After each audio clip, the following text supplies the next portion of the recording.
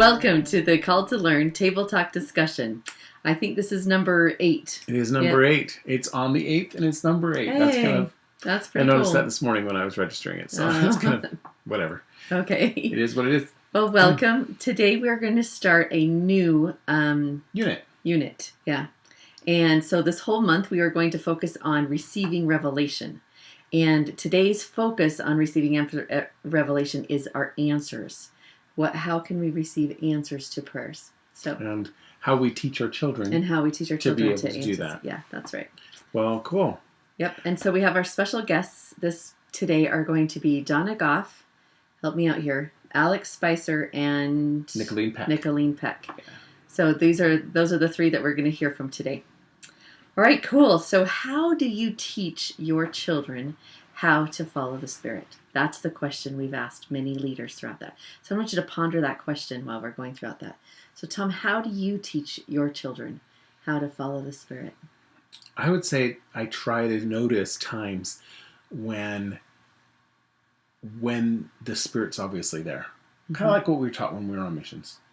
Notice that moment when the Spirit is definitely there and point it out. Yeah. Because if we don't take that opportunity to do that, they won't know what it is. They won't realize So point out the special moments. Well, yeah. Yeah, I think that's important. I think that's what I do mostly. Okay, awesome. All right, so ponder on that. And if you want to make a comment in the comment box of how you teach your children how to teach the Spirit. And then we'll go from there. So let's first hear from Donna. Donna Goff is going to be our first guest. And she's going to give us some stories. She's going to tell 3 different stories on how she's taught her children how to follow the Spirit. Okay, so here's Donna Goff. How do you teach children how to follow the Spirit? Wow. Well, I share with them. Okay, we also had another experience. All right. Okay, I had a son. My oldest son was struggling. Mm-hmm. He was 12. It was that teen years that Richard Hinckley was going through, and he trusted his dad. And I was afraid I was going to lose my son. He was getting a lot of bullying at church. And to the point that he didn't even want to sit with us at church. Oh, it was hard. Wow. It was hard. And I was pleading with the Lord what to do. And I got the impression that we needed to do something called teaching correct principles. Okay. And that's what I called it. Okay. And what we were going to do is take a gospel topic on Sunday, put a bunch of topics in a jar, and just pull out a topic. And that was going to be, we all got to study whatever resources that we had available. We could use the Ensign, the scriptures, we could use other church magazines, church manuals. I also had a good gospel library that we had built. You could use anything that you felt drawn to help you articulate from your mind what this gospel principle means to you. And everybody would get a chance to share. Yeah. So we started, this was 1980, well, he was 12, so it would be 87. Okay. It was 87. And it was March, and the first one we pulled out was Keeping the Sabbath Day Holy. And I thought, wow, okay. So we went to it. There were a lot of good magazine articles. Ensign did, I think, in 1980 did a January issue on keeping the Sabbath day holy. There was a lot in the scriptures. But we were going to have the expressions or the impressions of my 12-year-old son, my 10-year-old son, and my 8-year-old daughter. Okay. And I had a new baby in arms. And it was March. He was born in July. And I was sitting in the recliner, and we were each at the point where we were sharing what we learned. And my daughter got up and she said, if we keep the Sabbath day holy, and she was reading from Leviticus, that the Lord would fight our battles for us. And I thought, what nation doesn't need that kind of protection? Yeah. He'd lead us in battle and we would be victorious, you know? We would have harvest from from planting to, the vintage would be full. Yeah. So we would have all that we needed to eat. We would have clothing. We would be cared for. And I thought, what an incredible blessing. And just as she finished her presentation, we hear all this racket upstairs. I'm wondering, what is going on? And they run up the stairs to see what's happening. And I pick up the baby and I start up the stairs. And I get halfway up the stairs and I realize that it's a hailstorm. Oh. And my peas are just coming in. Oh, shoot.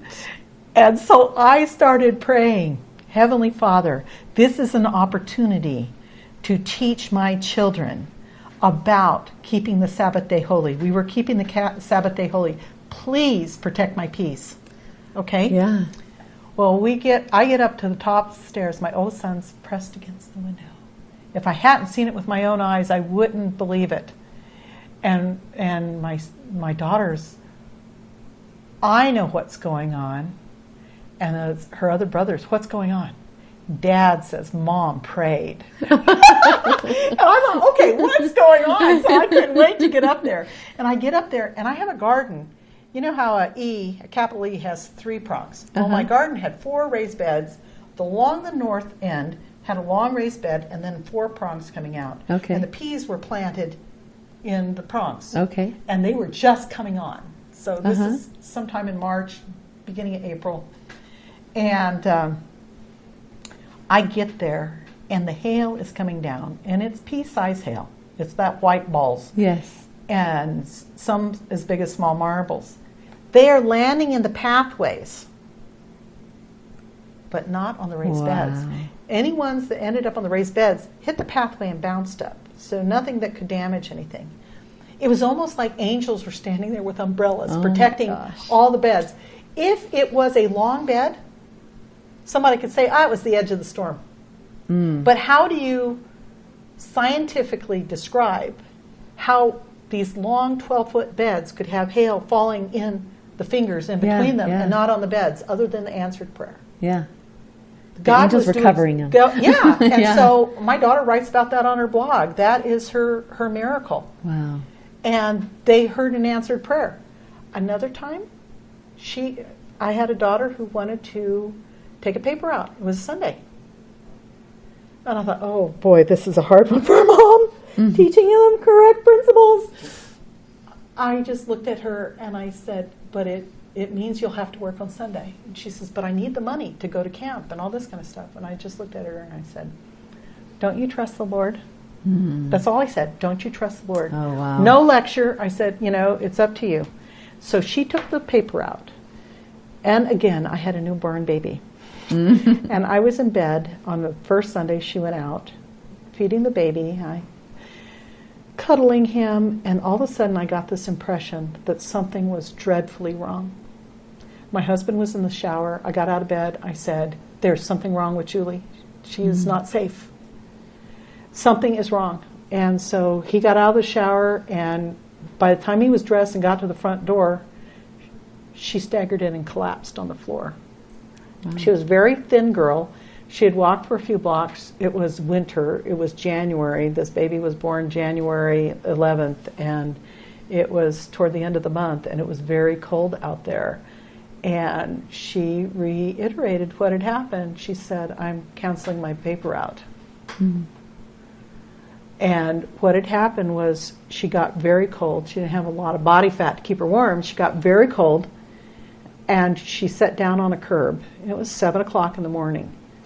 So nobody was at church. Right. She looked up the street and she saw a church. And the Spirit said, if you do not turn home now, you will not make it. She looked up at this church and she started toward the church. And she got real cold and she sat down on the curb. And it was again. And then she heard, don't you trust the Lord? And she got up and she went home and made it and then collapsed. And she was thermic, it took us about 48 hours to completely stabilize her. Wow. But her brothers went out and finished the route that morning, and we called the lady and canceled the route. And lo and behold, a week later, she was offered a paper route that had no Sunny deliveries. Oh. So she trusted the Lord. And I said, do you trust the Lord? He'll come through. He'll Wow. come through for you, and you'll be fine. So you teach them through teaching the gospel, letting them teach the gospel to themselves, like the teaching correct principles. And when they're teaching you, it solidifies in their mind what's right and wrong. Mm-hmm. Instead of me just telling them, Yeah. Oh, that's just what Mom said, No, the Spirit will testify to them. Yeah. Truth to their heart while they're doing it. And while they're teaching their siblings, it will testify. And I thought it was really interesting how the church has come along to that way with the youth program and with Relief Society and priesthood. Yeah, me too. Pretty exciting. It gives that opportunity. Yeah, it's pretty exciting. Good. We are back. And so on Donna's, what was yours? I know you had a special thing happen during the recording of it, but what? Well, maybe now that you brought that up, maybe I should share that, huh? So when she was talking about her daughter having that experience in on the road when she was hypothermic, and how she had gone and decided to go ahead and take the paper out on Sunday, but the question was posed to her: do you trust God? And then again on the curve, do you trust me? And it was almost like that very moment when I was interviewing Donna, that very moment, it was God was asking me that question. Do you trust me? And at that moment, I was struggling with some things. And I said, I almost bawled right there on the spot. I was like, okay, we got to finish this interview. You managed. No, I didn't manage. But I was like, wow, do I trust God? That is a question. Do I really trust him and give everything over to him? Yeah. And the answer was, do I? Yes. Yes. Yes, I do. and so it was a great experience. Every time I hear her say that, I go, I remember. And so he brings all things to our remembrance, right? Okay, cool. Okay. All right, so let's see. Next, we're going to do a teaching tip. Mm-hmm. Yes. So actually, gosh, there's so much to pull out from Donna's. I hope that you go back and look at this and get from Donna's, because I love some of the things that she did with her teaching correct principles moments, and about how she taught her children how to follow the Spirit. I think those two things are really key in that one. I really, the next thing I'm thinking of is our little tip is really cool. Yes, it is. So, you know how we always learn about how it's important to, that in the scriptures it says that I will let you know in your heart and in your mind, or in your mind and your heart, depending on where it is, that, and then you'll know it's true. And, but we've also learned that Satan is really good at mimicking things. Oh, he's very good at it. And so he can tell you things in your mind. We've talked about before about the three voices, and how he can talk to us and use our own voice. Use our own voice, and we think that we think things that really he's just trying to tell us. So that's telling us in our mind, and he can have us feel certain ways. Yep. So now we're feeling it in our heart. So what's the difference? And this, when we got this, it was so right? We were like, oh, now I get it. And the scripture always says the word and. It doesn't say just or. Just a tiny, tiny little simple word, but it's always and. So the Heavenly Father speaks through the Spirit in our mind and in our hearts. And that's one way you can know the answer. Together, combined together. If you feel it in your mind, do you also feel it in your heart? If you feel it in your feelings, do you also know it in your mind? Yeah. And then when you have both, you can know that you he's know the one that speaking, it's through the Spirit. Not Satan. Yeah. So that's a really good. I love that tip. Yep, it has helped me a lot over since we learned that a while back. So yeah, it's really helpful in teaching our children too. All right, so up next is Alex Spicer. Alex Spicer is a young father of 2 children, and he has some great insights. Really a short piece here, but it's a really great insight about following the Spirit. Okay, so here's Alex. Can you give us an example of how to follow the Spirit? How to follow the Spirit? Like, how would you teach that? I would teach that by probably getting people to learn how to be sensitive. Because we live in a day where everything is in our face. Yeah. That I've noticed people want the Spirit to be very in our face as well, to give us direction. So I would teach them to be sensitive, to be willing to follow impressions that lead us to do good, right? Not to gratify our pride or to do something wrong, but then also have the courage to just do it. Because what I've learned is that if we get impressions and we go, I'm not sure if it was a spirit, but it was something to do good, the more we take action on that, whether it was the spirit or not, we have proven ourselves worthy to receive the spirit, that the spirit will actually start giving us impressions that do turn out right. Yeah. And so we've basically refined ourselves by trying to exercise faith, not being very certain, but life isn't about certainty, it's about following faith. Yeah. Yes. Yeah. Thank you. That's a great answer. Love it. Sensitivity. That's the one I got out of his talk the most, was that being sensitive to the spirit and not. And I liked his comparison. He didn't think he went very much into this, but everybody's in your face. Do this, go over there. Here's that. Do you want this? Do you want this? And the spirit doesn't work that way. The spirit is really quiet and calm, and we need to learn how to be sensitive to the spirit and to learn to do that. Well, sensitive to to me, what I got out of it too was just to being sensitive to what's going on around us. Yeah. Sensitive to our surroundings and sensitive to we hear it a lot from conference. We need to be to allow quiet time. Yes. To allow our minds to have quietness. So the thoughts I had were quiet, that quietness of sensitivity and courage. Yes. I loved how he said about that courage. To take courage to do it. Yeah. Right? We feel something, then do it. Yeah. Have the courage just to do it. So. Yeah, that's really great. All right, up next is Nicolene Peck, and she reveals some things that really helped me to understand what's going on in the world today. So pay attention to what her words and how she teaches, and the importance of teaching our children how to follow the Spirit. Here's Nicolene. Nicolene, how do you teach your children how to follow the Spirit? I'm really deliberate. And so we, of course, talk about the Spirit in all things. We will recognize the Spirit in the home. So when we feel the Spirit, we stop and you feel that's the Spirit. I also teach my children to pray, to understand the language of the Spirit. So we talk about it as a language that needs to be understood. And we stop all activity in our home if the Spirit is not felt. So I stop everything. And then we go back to praying and singing to invite the Spirit again and fix whatever went wrong. That's beautiful. Yeah, because if you don't have that there, what's the difference from learning anywhere else? Yeah. That's the most important. But I also teach my children personally to seek revelation. And they have to know the language of the Spirit then. They have to know how it communicates with them. So they have to go in prayer and ask the Lord to bless them with what it feels like with confirmation of the Spirit, what it feels like when the answer is yes. And to bless them with confirmation of the Spirit, what it feels like when the answer is no. Yeah. And learn what that feels like for them. So that then when they go to the Lord with a decision, they can ask for confirmation of the Spirit. So just recently, my son got home from his mission and, we're talking days. Yeah, okay?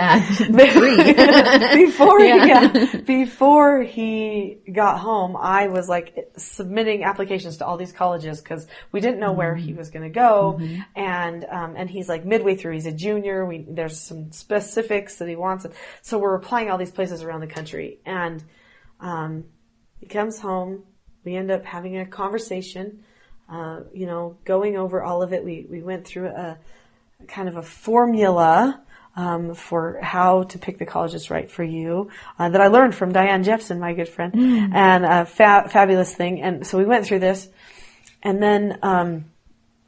then he said, "Okay, I think I already have a pretty good idea. I think the Spirit has already kind of told me, but I'll check it. I'll let you know tomorrow." I said, "Okay." So it's no waiting. He just goes, he checks it, he lets me know. So I say to him yesterday, "So, what is it?" He's like, "Oh yeah, this is the school." Da, da, da, da. And, yep, I was right. I was feeling it as we were talking about the different things, and that's how it was. And so they know exactly how the Lord is telling them when something is right and when something is wrong, which is so important in our day of misrepresentations.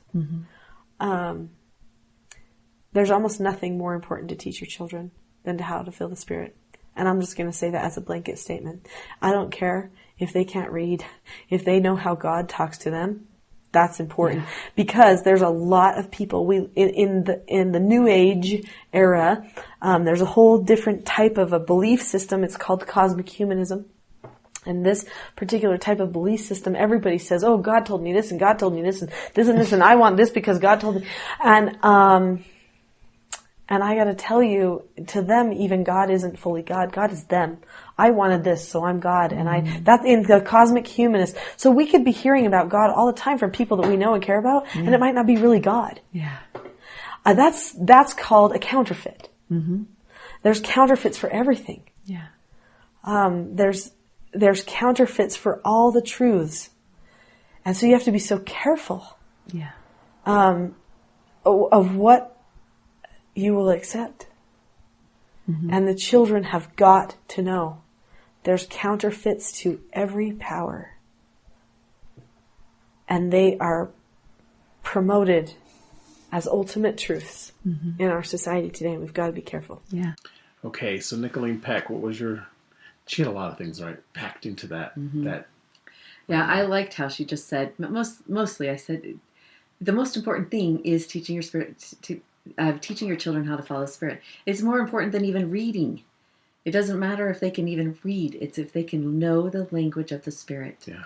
And I totally believe that too. In fact, that's why we're doing these things. Because I believe that to be even from the fact that if they learn to follow the Spirit, then they learn to have the Spirit with them. Yeah. And that will help them learn anything else. Anything and everything else. Yeah. In Exactly. fact, they won't without it. Yeah. Not truly.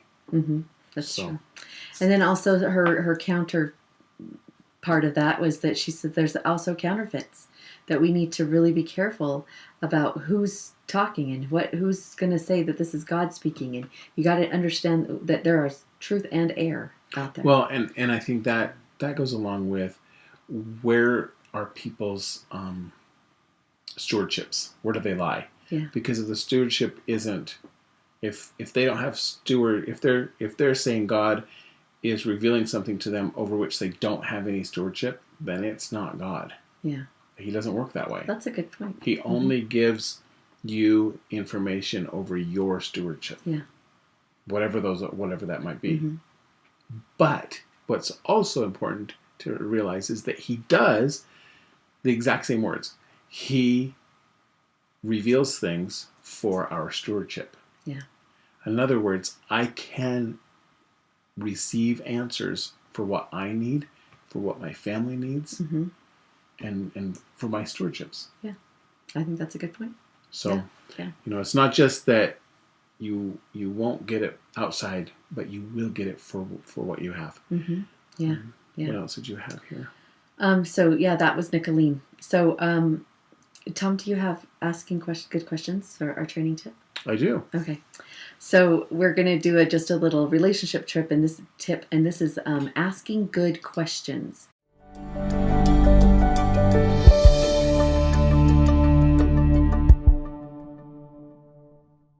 Hi, I'm Tom Neal. And I'm Trust Neal. And we're going to talk about questions. This is one of your tips. Good questions, asking good questions. It's actually, again, another favorite of Tresta's. Well, I have a lot, I guess. She loves questions. Yeah, so questions are really important. And we could do several different videos on this. But this is these types of questions I want to teach you two things. One, it's going to teach you what types of questions that are going to get them to talk, to think about what they're learning. And then the second type of question is to get them to come up with applications that they can take that learning and apply it in their lives. So it's two types of questions. But first you have to think about questions as that you're a journalist. Journalists are always finding out the questions what, where, when, why, and how. And that's what they write about, right? The first whole paragraph is about that. So you're going to be asking those types of questions. That's just a tip for any type of question. Avoid the dids and the doeses questions. What do you mean by dids and doeses? Well, did that really happen? Oh, okay. It's just the answer is like yes and no, right? You don't want to get them to say yes or no because you want them to think That's the whole point of questions. You want them to get to be thinking. All right, so the first types of questions. The first types of questions are to get them to know what they're learning and to get them thinking. So those types of questions are, so why do you think ... Why do you think that happened? Or how is it that? Or what do you mean? What do you think that meant?